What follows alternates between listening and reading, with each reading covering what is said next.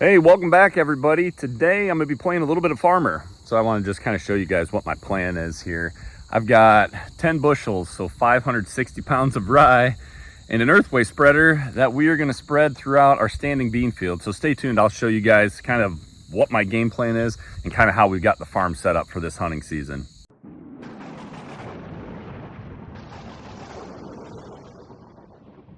So before, I guess, we talk game plan on the big main bean field, I want to show you guys just kind of what we got, at least for food so far on the farm that I've planted, I don't know, a couple weeks ago now. It's not looking too bad. Let me show you guys kind of our current food plot setup, and then I'll walk you through on the bean field side. Let me flip the camera around. So this used to just be all tall grass right here. In our smaller section of woods that's north of our main ag field. So our ag field's 15 acres. There's 25 acres of woods back there, and then there's 10 acres of woods up front here. So this was just kind of a big grassy area that they used for the main landing zone when we had everything logged. So what I did is, you guys might have seen the video where I just kind of pushed all of this like all the bark and sticks and stuff like that. I like raked it with a big landscape rake and then pushed it up.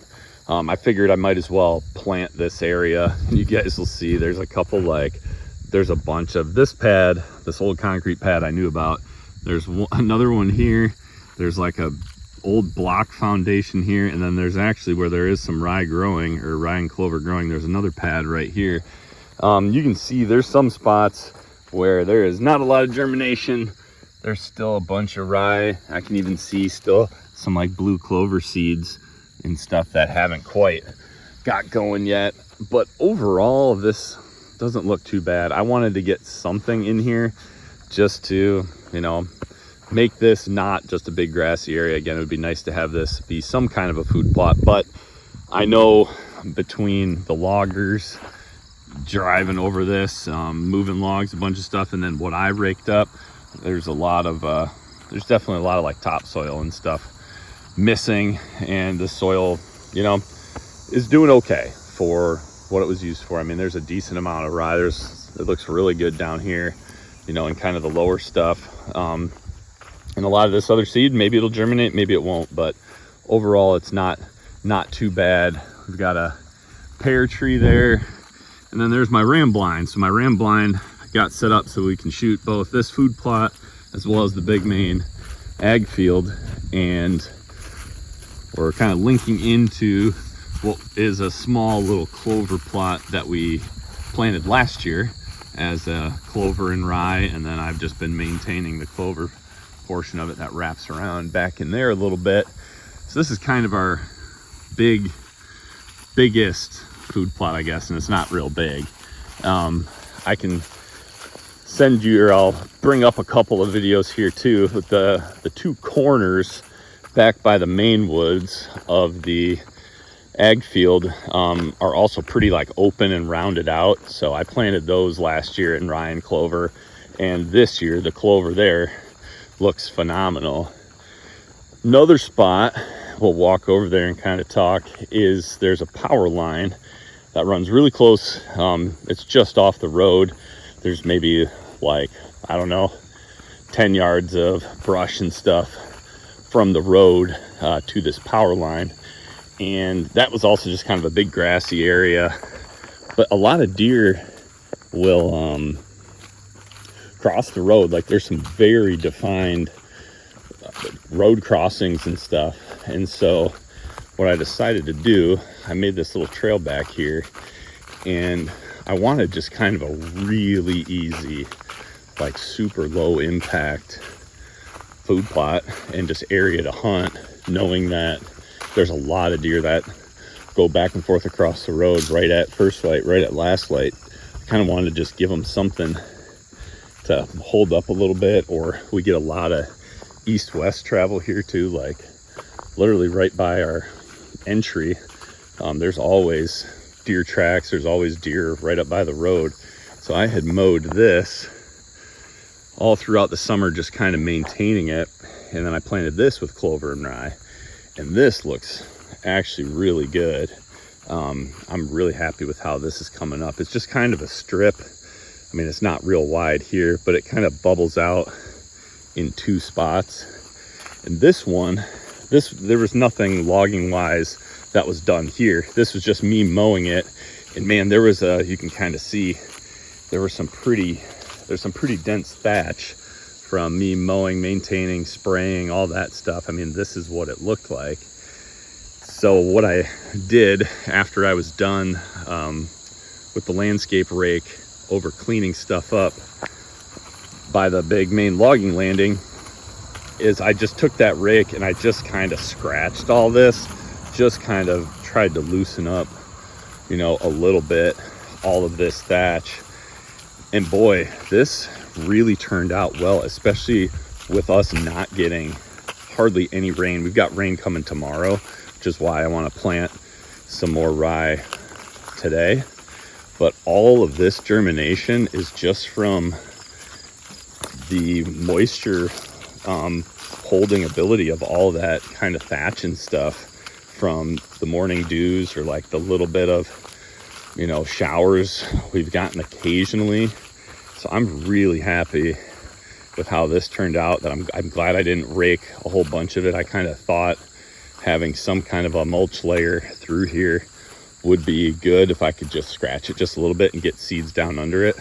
But like this main section, excuse me, where we've got a mock scrape and a stand right in that walnut. I mean, this looks awesome. Now, this is kind of the power of having just something to cover your seeds and hold some moisture in when you're in, for the most part, drought conditions like we've been in all summer.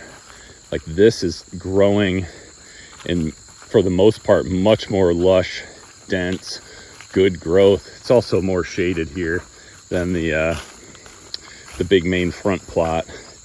But that is a lot of sun and bare dirt from the logging. This is just mowing, spraying, a light scratch, and throw your seed down.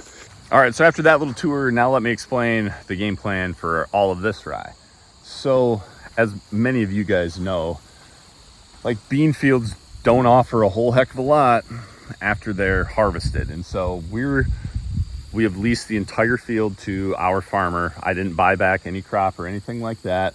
So all of these beans will come off here very soon. I mean, they're basically ready. Whenever she's ready, they're ready. And a lot of beans are coming off already in our area. So what I want to do, I gridded out on Onyx 5 acres in an L shape. So basically going down these woods right here, my neighbors, where a lot of deer come out. So just going down this whole side north to south, and then going along our main woods east to west in basically just a big L shape. And that's where most of the deer come out into this field anyways. So we're going to keep the food in that area close to the woods for them. So I've got 5 acres total gridded out on Onyx, and then I broke that up into 1 acre chunks. And my plan is to do 2 bags of rye per acre. So 112 pounds per acre, using just that earthway spreader. And I'm just going to walk and spread it in the standing beans. Now, the reason I want to do it now while the beans are standing is, one, we've got rain coming tomorrow, and in the forecast it looks like there's chances of rain other days, but like it's just been dry. So I want to take advantage of that rain tomorrow. But also, if we're going to have this harvested here soon with the seed already on the ground, and there's plenty of soil to make soil contact with all the leaves off the beans, when our farmer does come and harvest this field, all of the whatever you want to call it, scraps, remnants, whatever, that's going to create a mulch layer on top of our rye seed, just like what we've got going on over on the power line, where if we do have, again, not a ton of rain in the forecast after she picks it, at least it's going to hold moisture from just the morning dew and that kind of stuff. So just like kind of like your no-till type of methods where you put seed down, crimp over top, build a mulch layer on top, we're going to do the same thing just with bean remnants, knowing that our farmer is going to harvest this here soon. So this might take a while. I'll tell you guys exactly how long it takes to do all 10 bags of that. But my plan is just breaking it down. I'm going to turn my tracker on Onyx. I'm gonna do 2 bags per each one of those 1 acre squares, and just try to basically cover each square as best I can with my tracker going. And then I'm just gonna move my truck down the field and just do each square at a time, just so I'm not doing a bunch of extra walking and stuff like that. All right, first acre done. Took about 20 minutes and a little over a half a mile. Definitely having things gridded out on Onyx is helping. And I don't know if you guys can see them. What I'm doing is I'm taking the 2 empty bags. I left them where my truck was, so I know basically how far my second grid goes. So my truck is kind of at like I guess it'd be start or finish. And I'm kind of just going each time.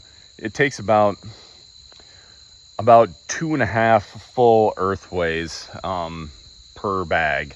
So I'm just kind of going in incrementally, trying to get, 4 or so good runs lengthwise, and then on kind of the extras, or if I have extra at the end and I'm walking back, I'm kind of just zigzagging. It doesn't have to be perfect, but at least that's my plan, is just keep moving the truck for each new gridded acre section and leaving the bag so I've got markers. Oh, all right guys, we did it.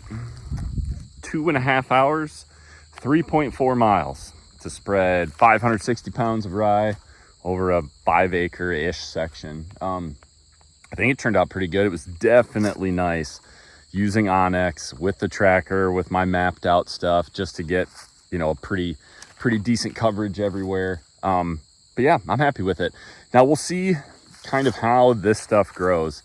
So when we harvest the beans and we get that nice mulch layer, we'll see kind of what we've got in store for rain, kind of just see how things go. And if I can, I might, after the beans are harvested and this 560 pounds gets, that mulch layer on top of it, I may get a couple more bags and just spread over, the right on top of the stubble, basically.